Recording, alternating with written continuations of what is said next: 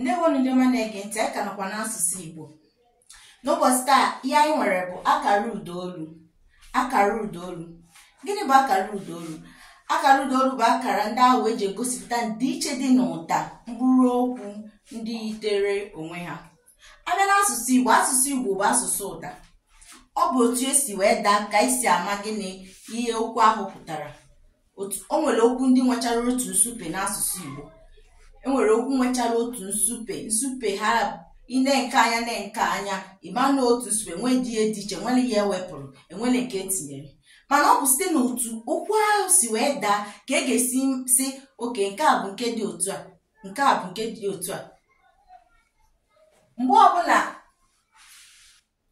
ọbụla ifuru okwu ndị yitere onwe ha, ọ bụ akara ụdaolu ka anyị ji egosipụta ndịiche ya site n'ụda. Abịa n'akara ụdaolu, ihe ọzọ dị n'akara ụdaolu bụ gịnị? Na enwere ebe a na-akanye akara ụdaolu. Ọ bụla ebe niile ka a na-akanye akara ụdaolu. Ọ bụla ebe na mkpụrụ edemede ọbụla ịkanye ya. Mkpụrụ edemede a na-akanye akara ụdaolu bụ gịnị? Bụ na ụda ume.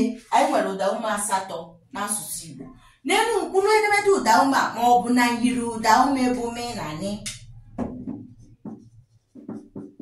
Ebe ahụ ka ị nwere ike ịkanye akara ụdaolu. Abịa n'akara ụdaolu, anyị nwekwara ụdị akara ụdaolu 3, mana ọ ga-adịzi mgbe ọzọ. Mgbe anyị ga-abịa ọzọ, anyị ga-akọwa maka ụdị akara ụdaolu. Ka emesịa ka ọ dị oge ọzọ. Ndewonu.